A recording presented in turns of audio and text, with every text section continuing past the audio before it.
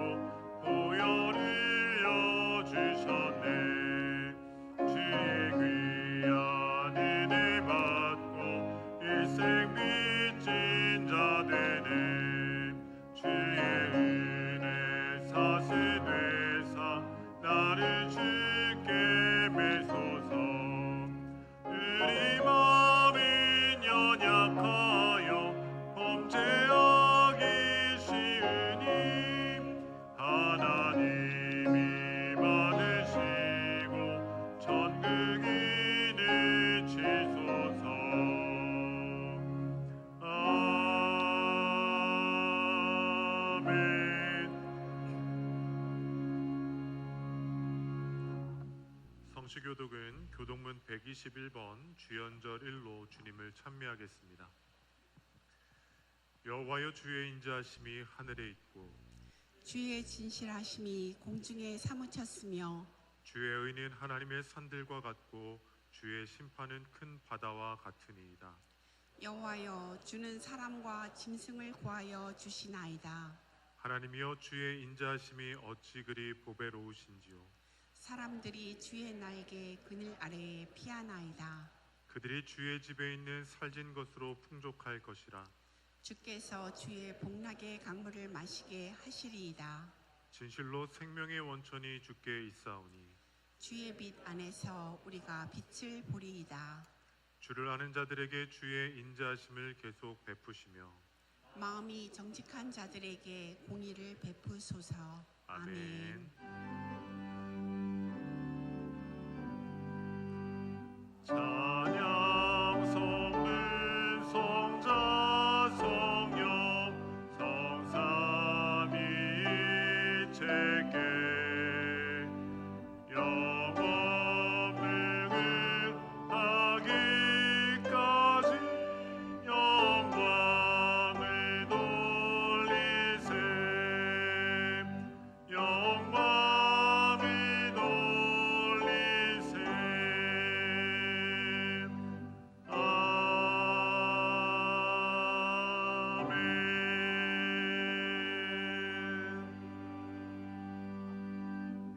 다 자리에 앉으시기 바랍니다. 이 시간에는 우리가 한 주 동안 지은 죄들을 하나님 앞에 고백하겠습니다. 하나님께서는 우리의 모든 죄를 용서하여 주십니다.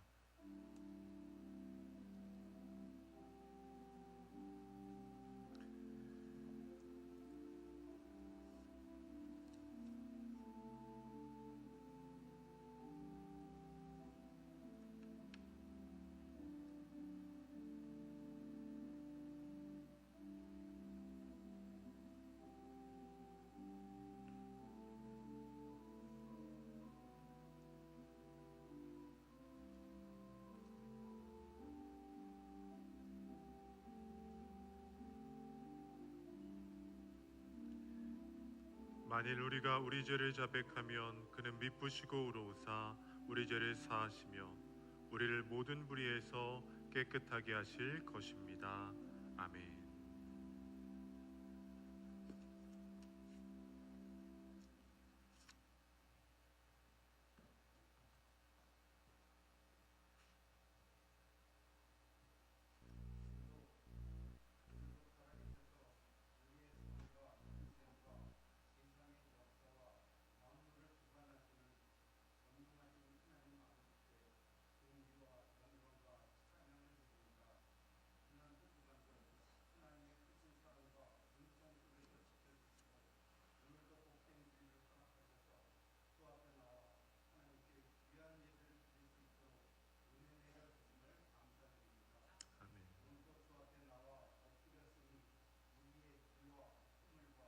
마음 깊은 곳의 교만과 위선과 내가 주인 삼았던 모든 것을 십자가 앞에 내어놓고 회개합니다. 저희를 긍휼히 여기셔서 십자가 보혈의 피로 사함받게 하시고 주님이 주시는 새 생명으로 새로운 피조물로 정결하고 거룩한 삶을 살게 하여 주시옵소서. 먼저 우리의 예배를 새롭게 하옵소서. 저희들에게 성령 충만함을 주셔서 예배를 더욱 간절히 사모하게 하시고 예배를 통해 나는 죽고 하나님만 높임을 받게 하옵소서. 영과 진리로 예배를 드림으로 우리의 마음의 중심이 늘 하나님께 드려지게 하시고 주님이 예비하신 은혜를 마음껏 누리며 은혜의 보좌로 나아가게 하시옵소서. 그래서 빈들의 마른 풀같이 시들고 갈하고 메말랐던 내 영혼에 예배가 회복되는 역사가 불같이 일어나게 하옵소서. 예배를 통해 우리의 삶이 변화되어 예배가 삶이 되고 삶이 예배가 되게 하시며 우리의 삶 속에 성령의 열매가 풍성한 은혜의 삶을 살아가게 하옵소서. 하나님께서 우리 교회를 더욱 사랑하시고 새롭게 하여 주시옵소서. 하나님께서 지난 오랜 세월 동안 모든 순간순간의 역사 속에 임재하시며 눈동자와 같이 이 교회를 사랑하여 주시고 은혜 가운데 이끌어 주셨음을 감사드립니다.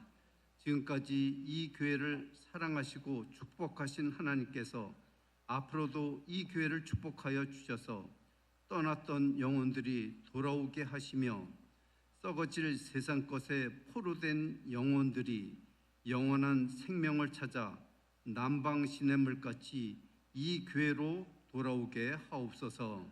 예배와 말씀과 기도로 주 안에서 하나가 되어 하나님의 꿈을 이루어가는 교회, 영혼 구원하여 예수 제자 삼는 교회, 하나님 기뻐하시는 교회로 세워질 수 있도록 하나님 역사하여 주시옵소서. 우리 교회의 미래인 젊은이 교회와 교회 학교를 축복하여 주옵소서.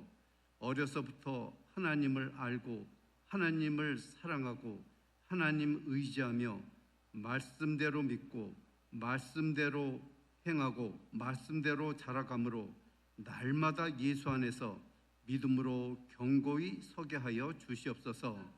아이들이 디모데같이 다니엘같이 아름다운 믿음의 젊은이들로 성장하게 하시고 이 믿음의 자녀들을 통해 복음이 전파되며 영혼 구원을 이루며 하나님 나라가 확장되는 하나님의 귀한 역사가 이루어지게 하옵소서. 이 나라를 긍휼히 여기시고 주님의 강한 손으로 붙잡아 주시옵소서. 대통령을 비롯한 모든 위정자들이 하나님을 경외하고 시대 정신인 국민 통합을 이루게 하시며 복음으로 통일이 이루어지게 하옵소서. 경제도 활력이 살아나 일자리가 많이 창출되므로 젊은이들이 꿈을 갖고 미래로 달려가는 흥황하는 역사를 이루게 하옵소서. 담임 목사님을 성령으로 충만케 하시고 영육간의 강건함을 주셔서 하나님 맡긴 사명 잘 감당케 하시고 오늘도 말씀을 전하실 때 능력의 장중에 붙들어 주셔서 능력의 말씀이 선포되게 하시며 그 말씀이 내 마음의 중심을 흔들어 진동케 하시고 그 말씀에 순종하며 살아가게 하옵소서. 할렐루야 찬양대의 찬양이 믿음으로 고백되는 찬양이 되게 하시고 그 찬양의 향기를 하나님 흠명하여 주셔서 하나님께는 영광이요 우리 모두에게 은혜의 시간이 되게 하옵소서.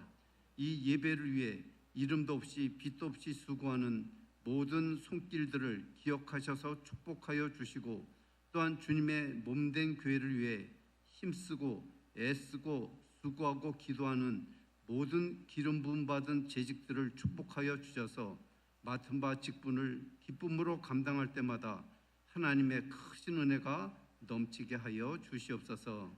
우리의 기도를 들으시고 넘치도록 응답하시는 우리 주 예수님 이름 받들어 간절히 기도드립니다. 아멘. 하늘에 계신 우리 아버지여, 이름이 거룩히 여김을 받으시오며 나라가 임하시오며 뜻이 하늘에서 이루어진 것 같이 땅에서도 이루어지이다. 오늘 우리에게 일용할 양식을 주시옵고 우리가 우리에게 죄진 자를 사하여 준 것 같이 우리 죄를 사하여 주시옵고 우리를 시험에 들게 하지 마시옵고 다만 악에서 구하시옵소서. 나라와 권세와 영광이 아버지께 영원히 있사옵나이다. 아멘.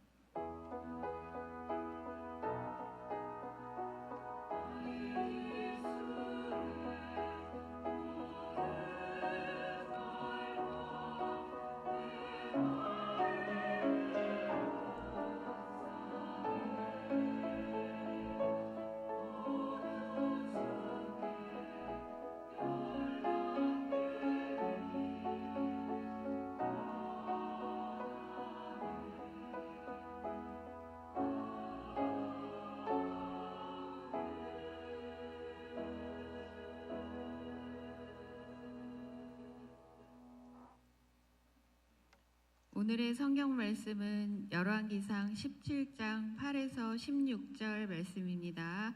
열왕기상 17절 8에서 16절 말씀입니다. 성경을 읽어드리겠습니다.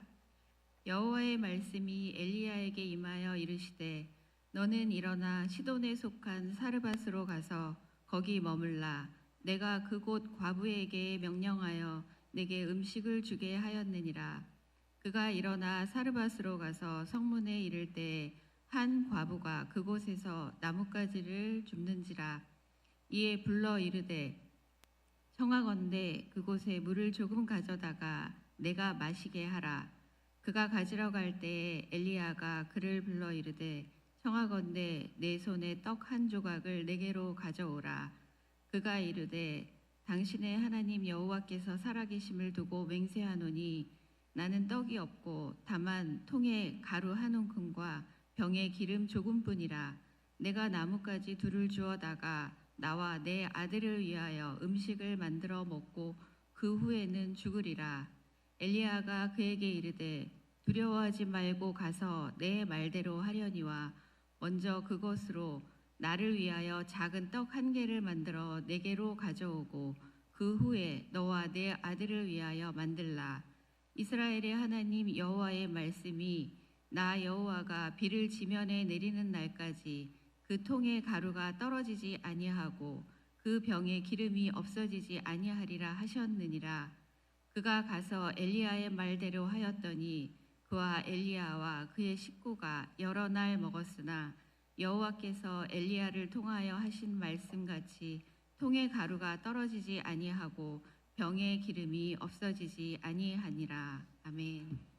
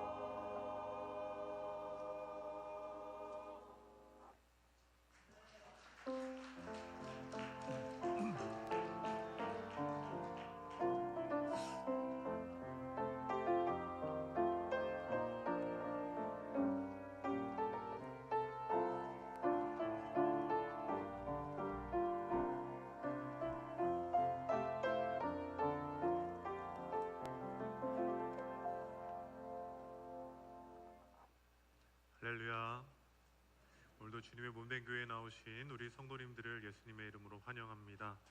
오늘은 임원 임명식이 있는 날입니다. 2026년도 우리 교회를 세워갈 임원들이 결단하는 자리입니다. 이 결단을 통해서 우리 성도들이 더욱더 믿음 가운데 세워지기를 주님의 이름으로 축복합니다. 오늘 예배 후에는 오후 2시부터 이 자리에서 구역회가 있습니다. 구역회는 한 해의 결산을 마무리하고 새로운 2026년에 새로운 한 해를 열어가는 시간입니다. 그런데 이 구역회는 당회와는 조금 다른 시간입니다.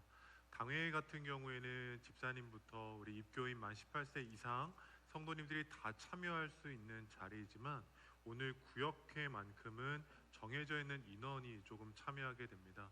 그래서 오해하시지 마시고 구역회의 경우에는 구역회 회원 명단에 대한 대상자들을 확인해 주셔서 꼭 구역회 회원에 대상되어지는 분들만 꼭 자리해 주시기를 부탁드립니다.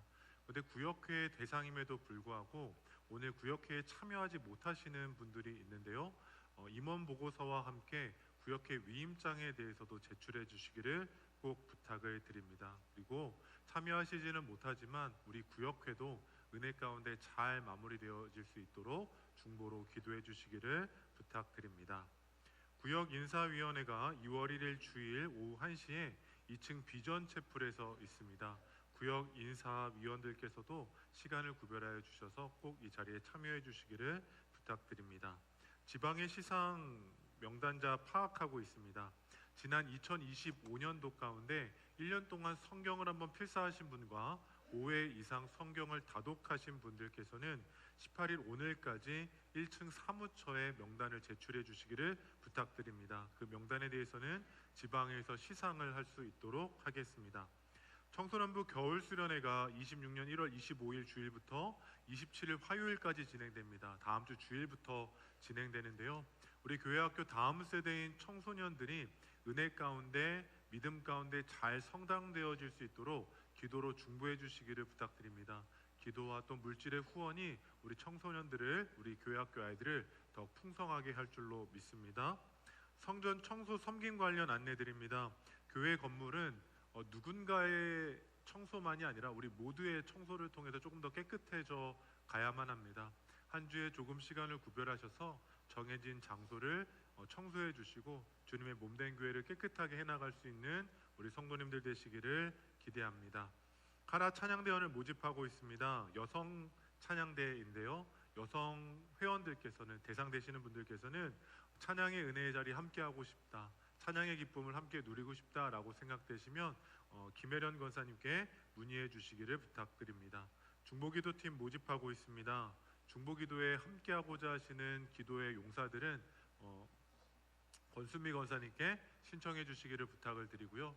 기도의 자리, 은혜의 자리, 중보의 자리에 함께할 수 있었으면 좋겠습니다. 목장 지도자 모임 관련해서 안내를 드립니다. 다음 주 주일 예배 후 오후 1시 30분, 그러니까 식사를 다 마치신 후에 목장 지도자들께서는 3층 초등부실로 모여주시면 됩니다. 지난 한 달의 시간과 새로운 한 달, 그리고 교회에서 함께 기도하고 있는 기도의 제목들을 함께 나누게 될 텐데요. 그 기도의 제목들 그리고 모임의 자리 가운데 우리 목장 지도자들께서는 꼭 참석해 주시기를 부탁을 드립니다. 오늘 예배 후 식사의 자리에서는 떡과 차가 제공되어집니다. 어제였죠. 우리 남상인 장로님과 김양인 권사님의 가정에 따님이 결혼하셔서 그 감사의 시간으로 우리 성도님들과 함께 떡과 이제 차를 나누게 됩니다. 성도님들께서는 먹고 마시실 때 아름답게 새롭게 세워진 가정을 위해서 축복하는 마음으로 기도해 주시기를 부탁드립니다. 출산 광고입니다. 우영석 목사님 가정, 황혜선 사모님의 가정의 따님이 등남하셨습니다. 그 가정 가운데 귀한 생명이 등남됐는데요. 우리 목사님과 사모님의 가정 가운데 축복해 주시고 축하해 주시기를 부탁드립니다. 장례 광고입니다. 아가페 목장 우승용 권사님과 이지성 권사님의 가정, 특별히 우승용 권사님의 어머니 되시고 이지성 권사님의 시모 되시는 고 김선숙 권사님께서 소천하셨습니다. 장례가 오늘까지 진행되어지는데요. 장례를 당한 가정을 위해서 위로해 주시고 기도해 주시기를 부탁드립니다. 이 시간에는 우리 임원을 세워가는 시간을 갖도록 할 텐데요. 우리 영등포제교회 집사님 그리고 권사님, 장로님께서는 그 자리에서 일어서 주시기를 부탁드립니다. 우리 집사님과 권사님과 장로님들께서는 자리에서 일어서 주시기를 부탁드립니다. 기독교 대한감리회는 임원으로 세워진 이후에 한 번으로 그 사역을 감당하는 것이 아니라 매년마다 저희가 그 사역을 결단하고 헌신하는 시간을 갖게 됩니다. 우리 성도님들께서 이 시간 결단하실 때 문답으로 우리의 신앙을 고백하겠습니다. 문답합니다. 여러분은 주님의 부르심을 받아 우리 교회에 임원된 것을 감사하며 기쁜 마음으로 충성을 다하시겠습니까? 예, 충성을 다하겠습니다. 여러분은 교회 임원의 직임이 귀중한 것임을 깨달아 주일 성수와 11조, 전도와 봉사 생활에 있어 성도의 모범이 되시겠습니까? 예, 그렇게 하겠습니다. 여러분은 기독교 대한감리회의 교리와 장정을 준수하고 우리 교회의 규례를 따르시겠습니까? 예, 따르겠습니다. 여러분은 담임 목사의 목회에 협력하며 교회의 부흥을 위하여 최선을 다해 헌신하겠습니까? 예, 헌신하겠습니다. 여러분은 가정과 직장과 사회에서 그리스도인으로서 삶의 모범을 보이겠습니까? 예, 모범을 보이겠습니다. 이 시간에는 오른손을 들고 함께 선서하겠습니다. 선서. 우리는 그리스도의 몸된 교회를 섬기는 임원으로 세움받은 것에 감사하고 담임 목사의 목회를 도와 주어진 사역을 헌신적으로 잘 감당하며 온전한 11조를 통해 교회의 재정 유지에 힘쓰고 교인들을 사랑으로 돌보며 믿음의 모범을 보일 것을 엄숙히 선서합니다. 아멘. 내려주시기 바랍니다. 기도하겠습니다. 하나님, 우리 영등포제일교회 가운데 임원으로 세운 귀한 하나님의 사람들 가운데 은혜와 능력과 세임이 날마다 더하여 가게 하여 주옵소서. 임원의 직분과 그 직임을 감당함에 있어 지치지 않게 하여 주시고 늘 공급하여 주시는 은혜로 말미암아 감사와 기쁨의 헌신과 섬김이 있게 하여 주옵소서. 그 섬김을 통하여 가정 가운데, 일터와 직장 가운데, 또한 자녀 세대 가운데 주의 평화가 넘치기를 축복하며 예수님의 이름으로 기도드립니다. 아멘. 자리에 앉으시기 바랍니다. 네, 이 시간에는 성경을 손에 들고 함께 축복의 선언을 하겠습니다. 이 성경은 하나님의 말씀입니다. 이 말씀 안에서 풍성한 생명을 얻고 나의 삶이 변화됩니다. 하나님이 내게 주신 이 축복된 날, 마음의 문을 열고 말씀을 받을 때 말씀 안에 있는 진리를 깨닫게 하소서. 아멘으로 순종하여 주님께 영광 돌리며 살게 하소서. 아멘. 오늘도 말씀으로 결단한 우리의 삶 가운데 주님의 능력이 더하여 가기를 예수님의 이름으로 축복합니다. 우리 말씀 나누기 전에 우리 양옆에 계신 분들과 26년 표요를 통해서 함께 축복 인사 나누겠습니다. 은혜의 보좌로 나아갑시다. 인사 나누겠습니다. 은혜의 보좌로 나아갑시다. 우리 앞뒤에 계신 분들과도 인사 나누겠습니다. 은혜의 보좌로 나아갑시다. 아멘. 우리는 새해 첫 주일부터 은혜의 보좌로 나아가라 라는 주제로 말씀을 나누고 있습니다. 신년주일에는 어떤 말씀을 나눴을까요? 새로우신가요? 날마다 은혜의 보좌로 나아가라 라는 말씀을 나눴고요. 지난주일에는 어떤 말씀을 나눴나 기억나시나요?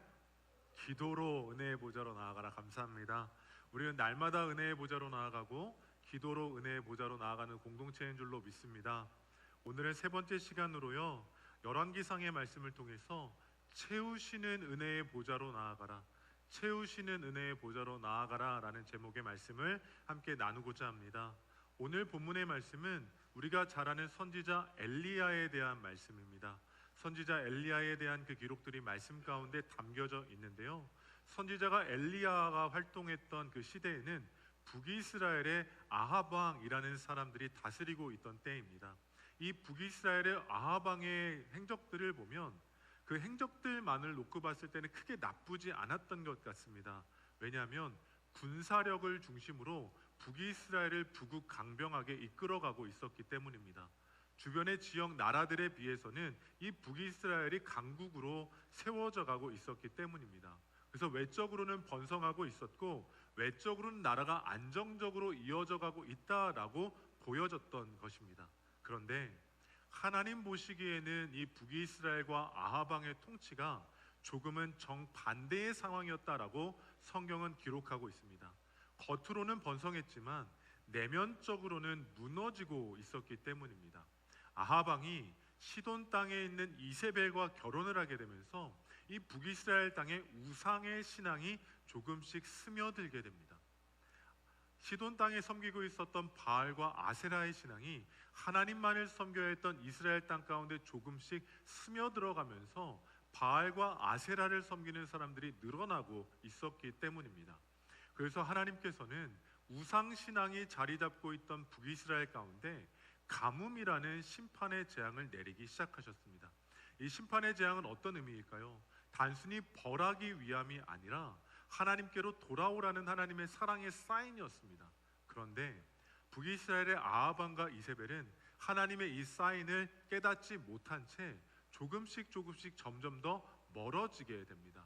하나님께로 돌아가는 것이 아니라 가뭄을 선언했던 선지자 엘리야를 향해서 칼날을 들이밀었던 것입니다. 선지자 엘리야가 죽게 되면 이 가뭄도 끝나겠지. 이 가뭄을 선언했던 엘리야가 죽으면 이 땅 가운데 가뭄과 어려움이 끝나겠지라는 생각으로 엘리야를 죽이려고 했던 겁니다. 그래서 하나님께서는 죽음의 위협을 받고 있던 엘리야를 그리 시냇가로 인도하시게 됩니다. 그리 시냇가로 인도하셔서 메마른 땅 가운데 마실 것이 있는 그곳, 먹을 것이 없어서 힘들고 어려움 가운데 있었지만 먹을 것이 있었던 그리 시냇가로 인도하셔서 하나님께서는 엘리야를 보호하셨습니다. 그런데 시간이 지남에 따라서 이 그리 시냇가도 메마르게 됩니다. 모든 땅이 메말라가면서 하나님께서 인도하셨던 그리 시냇가에도 그 물이 마르게 되는 어려움이 찾아오게 된 겁니다. 그 순간 하나님께서 엘리야에게 말씀하십니다. 위기가 찾아왔던 그 순간 엘리야를 방치하신 것이 아니라 말씀으로 임재하여 주셨던 겁니다. 그래서 오늘 본문 8절로 9절 말씀을 보면 하나님께서 엘리야에게 선언하고 계신 말씀이 담겨져 있습니다. 다 함께 본문 8절로 9절의 말씀, 8절로 9절의 말씀을 함께 읽겠습니다. 여호와의 말씀이 엘리야에게 임하여 이르시되 너는 일어나 시돈에 속한 사르밧으로 가서 거기 머물라. 내가 그곳 과부에게 명령하여. 아멘. 하나님께서 엘리야에게 가야 할 길을 명령해 주셨습니다. 그리 시냇가에서 더 이상 안전할 수 없게 되자, 보호함을 얻을 수 없게 되자 이제는 시돈 땅에 있는 사르밧으로 가라라고 명령해 주셨습니다. 그곳에 가게 되면 과부를 만나게 될 텐데 먹을 것을 공급받으라라고 명령하셨던 겁니다. 지금까지의 말씀을 떠올려 본다면 하나님께서는 이제는 그리 시냇가에서 보호하여 주셨던 것처럼 이제는 시돈 땅 사르밧에서 보호하시겠구나. 시돈 땅 사르밧에 가서 먹을 것과 마실 것을 공급해 주시겠구나라는 것을 기대하게 됩니다. 다시금 하나님의 인도하시는 땅이 시돈의 사르밧이기 때문입니다. 하지만 말씀을 보면 엘리야에게 가라고 말씀하셨던 이 시돈의 사르밧은 결코 안전한 곳이 아니었습니다. 하나님께서 시돈 땅에 있는 사르밧으로 가라고 말씀을 하셨지만 이 사르밧은 어떤 곳이냐? 앞서 엘리야를 죽이려고 했던 아합과 이세벨 중에 이세벨이 살았던 땅이 바로 시돈 땅이었던 겁니다. 엘리야를 죽이려 했던 이세벨의 본거지, 죽음의 칼날이 있던 그 본고지가 바로 사르밧이었던 것이죠. 그래서 그 시돈 땅에는 하나님을 섬기는 신앙이 아니라 바알과 우세라를 섬기는 신앙이 만연해 있었기 때문에 하나님을 섬기는 선지자였던 엘리야가 그 땅으로 간다라는 것은 죽음의 땅으로 들어가는 것과 동일한 선택이었던 겁니다. 오히려 적들이 있는 적진으로 스스로 뛰어들어가는 선택이 엘리야가 사르밧으로 들어가는 모양이 되었던 것입니다. 그렇다면 우리는 이런 질문을 던질 수 있겠죠. 하나님께서는 왜 우상이 만연한 시돈의 사르밧으로 가라고 말씀하신 것일까요? 왜 엘리야에게 안전한 곳이 아니라 우상이 만연해 있고 엘리야를 죽이려고 하는 사람들이 수두룩하게 머물러 있던 시돈의 사르밧으로 가라고 명령하셨을까요?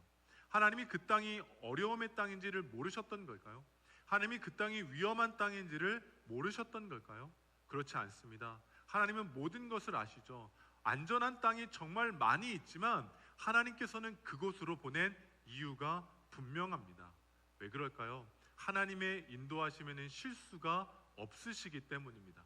하나님의 역사하심과 인도하심과 보호하심에는 작은 것 하나도 부족함이 없기 때문입니다. 그래서 우리는 이 사르밧으로 보내신 하나님의 인도하심에 주목해서 볼 필요가 있습니다. 왜 사르밧이었는가? 왜 사르밧으로 엘리야를 보내셨는지를 우리는 주목해야만 합니다. 이 사르밧은 원어적인 의미로 지역명으로 용광로라는 의미를 갖고 있습니다. 용광로. 용광로는 어떤 곳일까요? 순전한 금과 철을 만들기 위해서 뜨거운 불에서 금과 철을 녹여 불순물을 제거하는 곳입니다. 뜨거운 불을 통해서 완전한 곳을 만들어내는 곳이었다라는 거죠. 우리는 이것을 영적으로 들여다볼 수 있어야만 합니다. 하나님께서 선지자 엘리야를 왜 영적인 용광로와 같았던 사르밧으로 보내신 것인가? 엘리야는 믿음의 사람이었지만 조금은 연약하고 부족함이 있었기 때문입니다.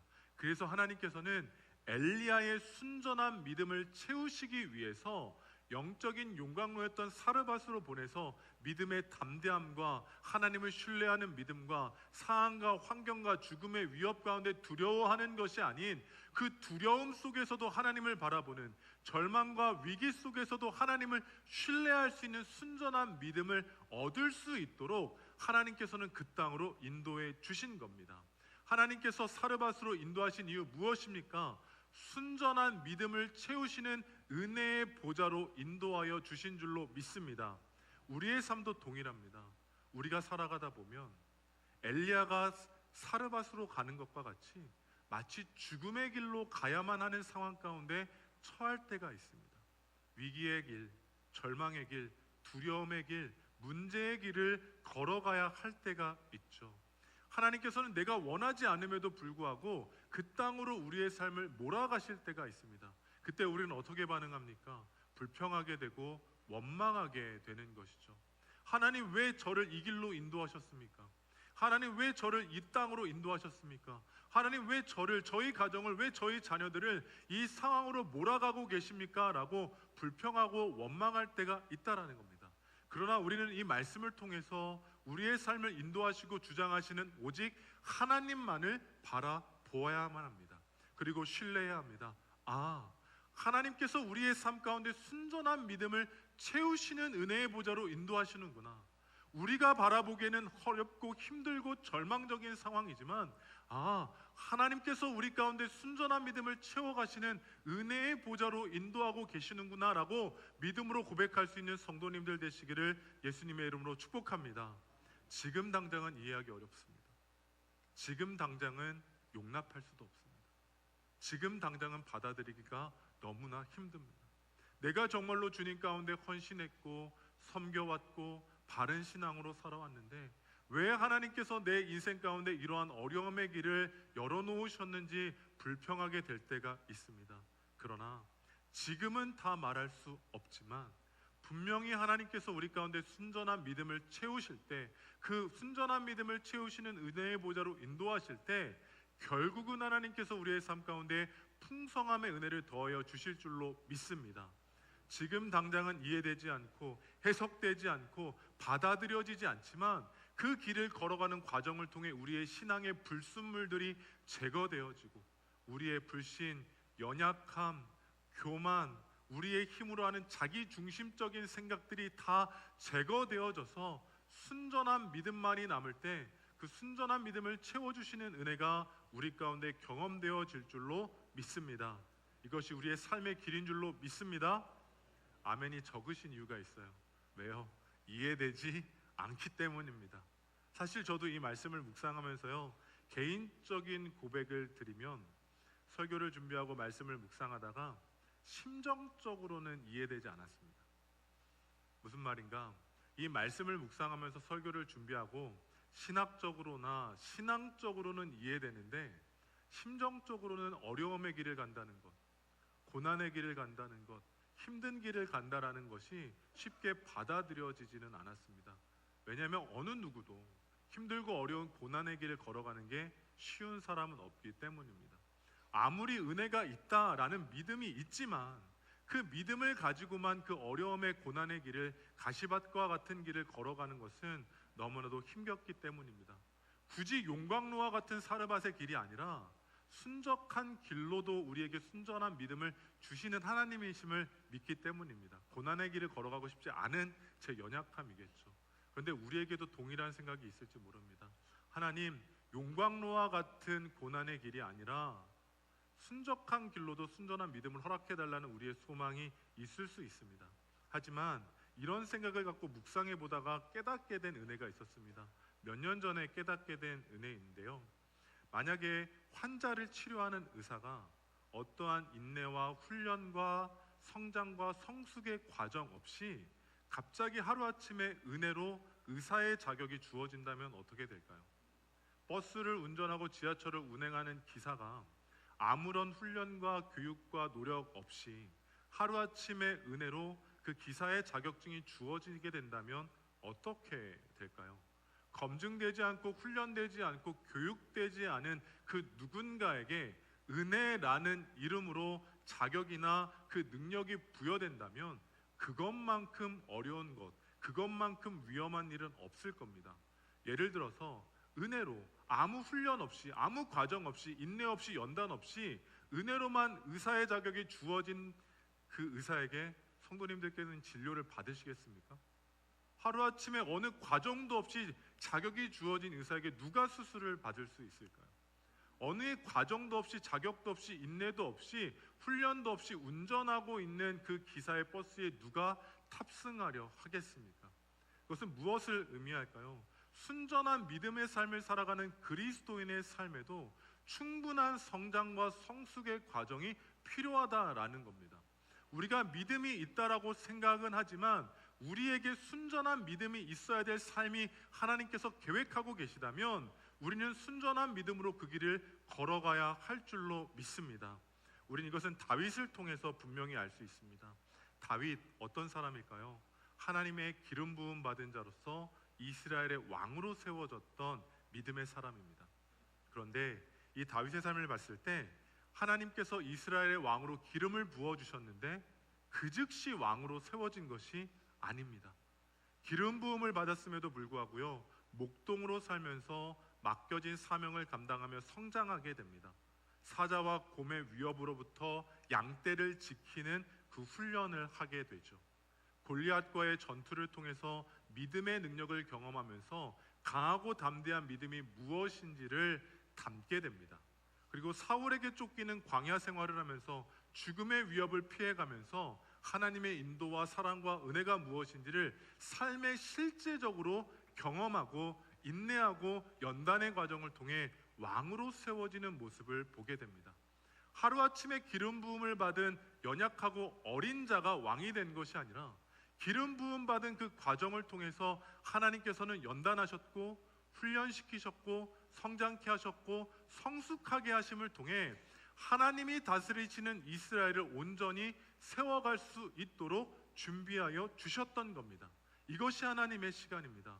순전한 믿음을 훈련시키셔서 은혜의 보좌로 채워가게 하시는 그 영광이 다윗에게 경험되었던 겁니다. 오늘 우리의 삶을 되돌아봤을 때 너무나도 힘에 겹다면 하나님을 신뢰할 수 있는 믿음의 고백이 우리 성도님들 가운데 있기를 주님의 이름으로 축복합니다. 우리 중에 누군가는 기름 부음 받은 약속이 있지만 현재 다윗처럼 쫓기는 인생을 살아가고 있을지도 모릅니다. 생명을 위협하고 우리의 신앙을 위협하고 우리의 삶과 물질을 위협하는 세상의 문제로 인해 어려움 가운데 처해 있을지도 모릅니다. 그러나 우리가 이 시간 가운데 분명히 고백하기를 원하는 것은 하나님께서 내 인생을 순전한 믿음을 채우시는 은혜의 보좌로 인도하시는구나. 하나님이 우리의 가정을, 우리의 자녀 세대를 순전한 믿음을 채우시는 은혜의 보좌로 인도하고 계시는구나 라고 고백할 수 있는 우리 성도님들 되시기를 예수님의 이름으로 축복합니다. 고백하기 어려울지 모릅니다. 하지만 분명한 믿음을 갖고 선언하기를 원합니다. 하나님, 순전한 믿음을 채우시는 은혜의 보좌로 인도하심에 감사를 드립니다. 내 인생이 지금은 비록 힘들고 어렵지만 순전한 믿음을 통하여 하나님의 영광된 삶을 살아가게 하여 주옵소서. 연약한 믿음, 어린아이와 같은 믿음으로 살아가는 그리스도인이 아니라 정말로 순전한 믿음, 영적인 불순물이 작은 것 하나도 남지 않은 그 순전한 믿음을 채우시는 은혜의 보좌에서 하나님의 영광을 누리는 삶을 살게 해달라고 그 소망으로 살아가는 우리 성도님들 되시기를 예수님의 이름으로 축복합니다. 이어지는 본문 10절 이후의 말씀을 보면 사르밧으로 가라라는 그 용광로로 가라고 말씀하셨던 하나님의 말씀에 순종하게 됩니다. 그리고 사르밧에 도착하게 되죠. 그리고 그 과부를 만나게 됩니다. 근데 이 엘리야가 마주한 상황이 사실은 조금 난처한 상황입니다. 분명히 하나님의 말씀으로는 사르밧에 가서 과부를 만나면 먹을 것을 달라 했을 때 공급받는다라고 약속해 주셨는데요. 과부의 상황이 어땠을까요? 그리시네가와는 다른 상황입니다. 그리시네가에서는 물과 먹을 것이 준비되어 있었지만 사르밧의 과부는 아무것도 준비되어 있지 않은 사람이었습니다. 가뭄이 길어졌고 먹을 것이 없다 보니 오늘 성경의 기록처럼 가난할 수밖에 없는 과부의 인생이었습니다. 과부는 어떤 사람일까요? 경제적으로 노동력이 없었기 때문에 자연적으로 필연적으로 가난할 수밖에 없는 인생이었습니다. 하지만 땅조차도 그가 살아가던 거주하던 지역조차도 메마르고 있었기 때문에 과부는 죽음의 위기 가운데 처해 있었던 겁니다. 근데 엘리야가 가서 어떤 일을 해야 합니까? 도움을 요청해야 되는 겁니다. 표면적으로는 오히려 과부가 엘리야를 도와주는 게 아니라 엘리야가 과부를 도와줘야만 하는 상황이 지금 이 상황인 겁니다. 그런데 엘리야는 이 난처한 상황 속에서도 주저하지 않습니다. 이 난처한 상황 속에서도 머뭇거리지 않습니다. 하나님의 말씀이 있었기 때문에 눈에 보이는 현실은 도움을 얻을 수 없지만 하나님의 말씀대로 마실 것과 먹을 것을 달라고 요청합니다. 염치도 없고 눈치도 없기 때문이 아니라 하나님께서 말씀하셨기 때문에 그 말씀대로 순종했던 겁니다. 그러자 그녀가 엘리야에게 이렇게 말하죠. 오늘 본문 12절의 말씀입니다. 오늘 본문 12절의 말씀 함께 읽겠습니다. 그가 이르되 당신의 하나님 여호와께서 살아계심을 두고 맹세하노니 나는 떡이 없고 다만 통에 가루 한 움큼과 병에 기름 조금뿐이라 내가 나무가지 둘을 그 후에는 죽으리라. 무엇만 남았습니까? 한 움큼의 밀가루와 기름 조금. 이제는 이거 먹고 죽는 상황만 남겨진 지금 현상의 상태입니다. 근데 엘리야가 뭐라고 합니까? 마실 것과 먹을 것을 달라는 거예요. 그런 상황 가운데 놓여 있는 겁니다. 여인이 이야기합니다. 우리는 이거를 먹고 죽는 일만 남았다라는 겁니다. 이것은 극단적인 선택을 이야기하는 것이 아니라 이제는 죽음뿐이라는 절망적인 상황에 처해 있음을 고백하고 있는 겁니다. 근데 이 순간 엘리야는 이야기하죠. 두려워하지 말고 자신이 요청한 대로 행하라라고 말합니다. 지금은 한 움큼만 쥐고 있지만 그것이 먹고 죽을 것밖에 없는 작은 것 하나일지라도 하나님의 말씀이라면 순종하라라고 분명히 이야기하고 있는 겁니다. 왜 이야기했을까요? 엘리야에게는 믿음이 있었던 겁니다. 이 작은 한 움큼이라도 하나님의 말씀 가운데 순종하며 내어드렸을 때에 분명히 하나님께서 채우시고 공급하실 것이라는 믿음을 가지고 있었던 겁니다. 결국 이것은 뭘까요? 사르밧 과부를 죽이려고 하는 어려움 가운데 놓이게 하는 배고파 굶주려 죽게 하는 어려움으로 몰아가는 것이 아니라 그것을 통해 하나님의 회복과 역사와 생명이 있는 자리로 반전시키려는 하나님의 말씀을 선언했음을 우리는 기억해야만 합니다. 그리고 실제로 사르밧 과부가 한 움큼의 밀가루와 기름을 통해 엘리야에게 대접을 했을 때 오늘 본문 15절로 16절의 말씀을 보면 이러한 역사를 담고 있습니다. 함께 15절로 16절의 말씀 함께 읽어보겠습니다. 그가 가서 엘리야의 말대로 하였더니 그와 엘리야와 그의 식구가 여러 날 먹었으나 여호와께서 엘리야를 통하여 하신 말씀같이 통의 가루가 떨어지지 아니하고 병의 기름이 없어지지 아니하니라. 아멘. 분명히 아무것도 없는 그 상황 가운데 하나님 앞에 말씀에 순종하며 드렸을 때 통의 가루가 떨어지지 아니하고 기름의 병이 마르지 않는 놀라운 하나님의 역사를 경험하게 됩니다. 채우시는 하나님의 은혜를 경험하게 됩니다. 무엇일까요? 우리의 삶의 작은 것을 움켜쥐는 것이 생명 있는 삶을 사는 것이 아니라 우리 삶에 움켜쥐고 있는 전부라고 하고 있는 것을 하나님 앞에 내어 드렸을 때에 하나님께서 채우시는 은혜의 보좌로 이 여인의 인생을 인도하여 주신 겁니다. 우리의 인생 또한 동일합니다. 우리가 오늘을 살면서 움켜쥐고 있는 작은 것들이 있습니다. 물질의 문제를 해결하기 위해서 사람을 붙잡고 있는 자금 한 움큼, 또한 건강의 문제를 해결하기 위해서 삶 가운데 붙잡고 있는 작은 것들, 또한 관계의 모든 어려움들을 회복하기 위해서 사람을 의지하며 붙잡고 있는 작은 한 움큼과 같은 그 모든 것, 하나님께서 지금 말씀하고 계신 겁니다. 그 작은 한 움큼을 의지하는 것이 아니라 그 모든 것들을 하나님께 내어 맡기라는 겁니다. 나를 살게 할 것만 같은 내가 세상에서 붙잡고 있는 그 한 움큼을 하나님 앞에 내어 맡길 때 하나님께서 우리의 삶 가운데 채우시는 은혜를 경험하게 하시겠다 약속하고 있는 말씀입니다. 우리는 이 말씀 속에서 우리의 삶을 결단해야 합니다. 우리의 삶에 잡고 있는 한 움큼과 같은 그 세상의 것은 무엇입니까? 하나님을 의지하기보다 정말로 내가 살기 위해서 붙잡고 있는 한 움큼의 사람, 의지, 힘, 세상의 것들 무엇입니까? 하나님 분명히 말씀하십니다. 그 마지막 하나까지도 하나님 앞에 철저히 신뢰하며 내어 놓았을 때 하나님께서 채워주신다라고 약속하고 계십니다. 바라기는 우리의 손에 움켜진 것 하나님 앞에 내어놓고 하나님 앞에 드릴 때에 공급하여 주시는, 삶의 필요를 채워주시는 하나님의 은혜를 경험할 수 있는 우리 성도님들 되시기를 예수님의 이름으로 축복합니다. 네, 이 시간 기억하고 집중해야 될 한 가지가 사실은 있습니다. 그것은 무엇이냐면 이 말씀을 묵상하는 가운데 하나님의 기적 역사에만 초점을 맞춰서는 안 된다라는 겁니다. 많은 사람들이 이 말씀을 묵상하면서 하나님 앞에 작은 것들이 풍성함으로 채우시는구나 라고 거래적인 것으로 해석하는 경우가 가끔 있습니다. 하지만 우리가 주목해야 될 것은 작은 것을 드렸을 때 채우시는 하나님의 은혜가 아니라 전적으로 하나님을 신뢰했던 엘리야의 믿음을 보아야만 하고 작은 한 움큼조차도 내려놓았던 사르밧 여인의 믿음을 보아야 할 줄로 믿습니다.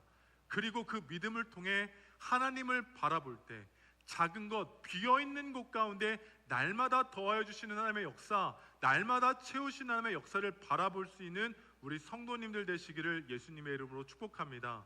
이 땅을 살아가는 그리스도인들은 기적의 결과를 보는 인생이 아닙니다. 기적의 결과를 집중하는 인생이 아니라 지금도 우리의 삶 가운데 역사하시는 그 하나님을 집중할 수 있는, 그래서 채우시는 은혜의 보좌로 나아가는 우리 성도님들 되시기를 예수님의 이름으로 축복합니다. 삶의 궁핍함과 어려움이 있습니까? 절망되어지는 상황 있습니까? 그렇다면 엘리야와 함께 하셨던 하나님, 그리고 사르밧 과부의 그 삶의 필요를 채우셨던 하나님, 그리고 비어져 있는 그곳 가운데 끊어지지 않고 없어지지 않고 날마다 더해 가시는 그 하나님이 나의 하나님 되심을 고백할 수 있는 우리 영등포제일교회 성도님들 되시기를 주님의 이름으로 축복합니다. 그럴 때 아무리 어려운 삶 가운데 처해 있을지라도, 정말로 힘에 겨운 길을 걸어가고 있을지라도 순전한 믿음을 채우시는 은혜의 보좌로 나아가는, 그리고 삶의 필요를 채우시는 은혜의 보좌로 나아가는 우리 영등포제일교회와 우리 성도님들과 그 가정과 특별히 자녀 세대 되기를 예수님의 이름으로 축복합니다.